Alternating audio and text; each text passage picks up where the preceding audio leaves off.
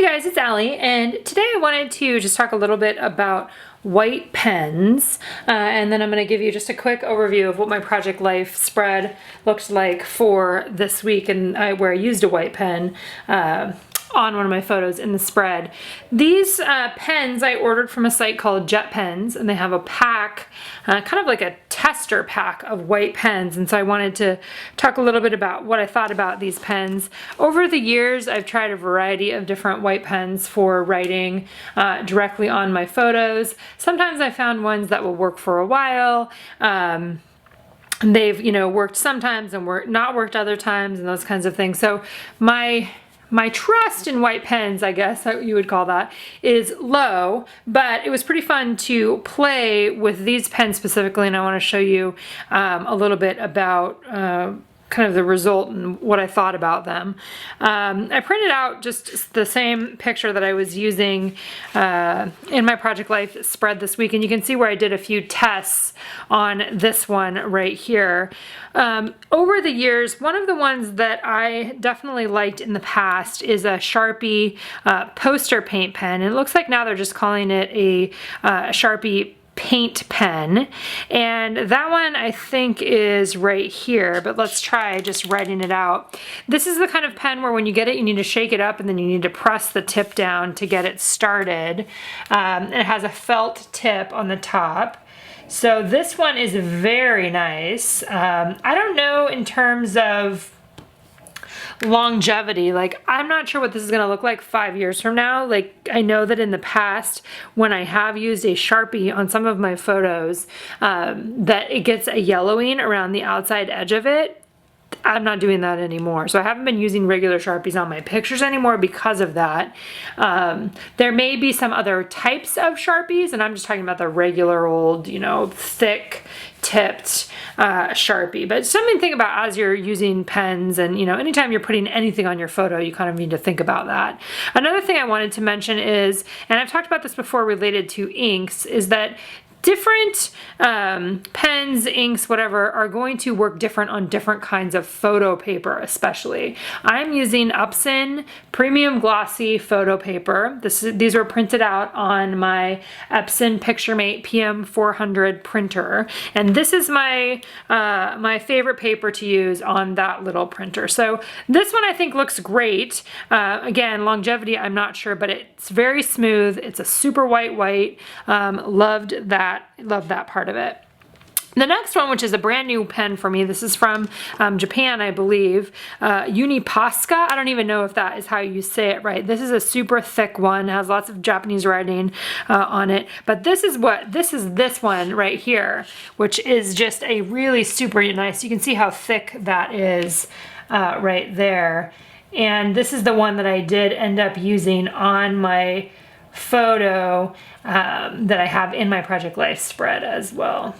So this one I thought was amazing. It's got a little bit of it. You can see where if I didn't pick it up quick enough, there's a little extra, so I would let that dry just from extra ink coming out. So they have a couple different sizes, and these all came in that pack again. It's like a, that one's a 3, and then there's a 2 that I haven't opened up yet that's thicker, and then this one is just a little bit thinner, but again, it comes out really smooth, which is something that I appreciate with these white pens, especially when you compare it to some of these other ones here that I'll show you in a minute, where you end up getting these like weird lines if you don't hold them exactly right. So far, those three I really liked.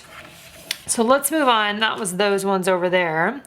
I'm trying to take a picture of these too so you can see. So then in the next ones that they had a couple of the Jelly Roll pens, and these I have had in my shop. I think these are exactly the same, but I should double check that.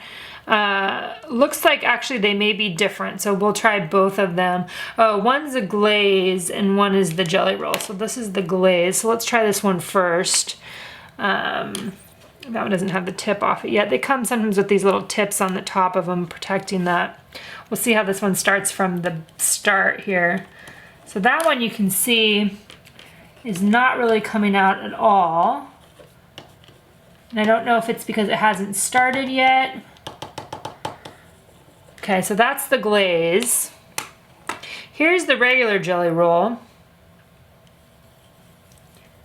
And this is one where you can see how, depending on how you hold the pen, sometimes it comes out great and sometimes you get like a line in the middle. This writes more like a traditional pen versus one of these like felt ones over here, but I think that part looks good. This is the pen I think that we've had in my shop previously, if we don't have it in there now, is the regular Gelly Roll. Then there's this one right here, which is a Sakura, and it's called D-E-C-O-R-E-S-E. D-E-C-O-R-E-S-E. D-E-C-O-R-E-S-E. This one, it runs into the same sort of thing again, and it's probably just because I think it's these ballpoint or the pointed kind of pen. This one, when I first tried it out, I was really excited about it, but as you can see, it's still kind of, it's in and out, like it's inconsistent, I think. And that's the thing that I've run into previously with lots of my other pens, white pens. This one I like, let's see. They're just things to know as you're going through. The Gelly Roll looks like it's a darker white than this one also. Then we also have the Uniball Signos, and let's see if these are not exactly the same, so we'll try both of these ones. Signo, again, you can see how sometimes it's awesome and sometimes it has that line. And this one is a little bit thicker, and that looks pretty good right there. Most of the time for me with these white pens, what it ends up being is that I want to have options, and I try them out. And when I say I try it out, meaning I will print out multiples of my photo, knowing that one of the pens either might dry out, it might have an issue when I'm writing, and I don't mind if it comes in and out like that as long as it's more consistent in the long run. And then let's try this other one, which is another, let's see, this one says it's a hybrid, and I think pigment gel ink. It is also, it says hybrid gel grip, so we'll just write hybrid. That has the little, see if this one works on here. Yeah, this one feels a little bit different too. Also, I feel like it looks good though. So if you want a bunch in your arsenal, these are some ones to think about. So that first one, this glaze pen, it kind of showed up on the top, but still it's not as opaque as the other ones, and which is part of my goal of wanting to have ones that, that you can't see through.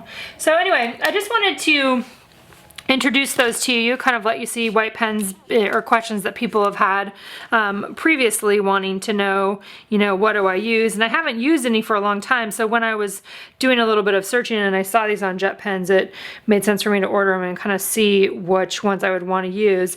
I think for me, most likely I'll probably be using these ones over here, testing them out, and then probably the Signo and the Gelly Roll too as backups. I mean, I'm obviously going to keep all of them and have them available, but I love the option to be able to write directly onto specifically my darker photos with the, with the white pens there. So let me also show you.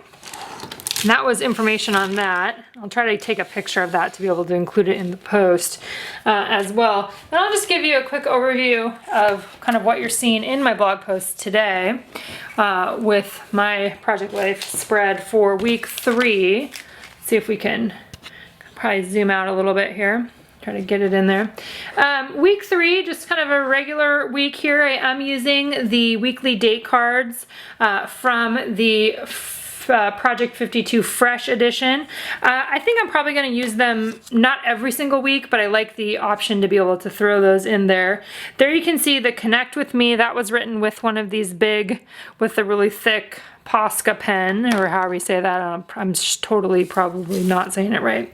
I had an MLK quote that I added in, and I've included that in the blog post today for you if you want to download that. the time is always right to do what is right.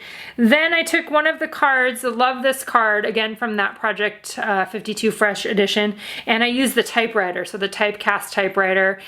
So far, I'm enjoying it. I think I'll give a full review on it coming soon, but I used it here, which is awesome for just so easy to type right directly onto a journal card. And I also used it on top of this numbers die cut, which was included in the numbers story kit. I literally just ran that piece, the die cut itself, through the typewriter and added 15 on top of there for Simon's birthday.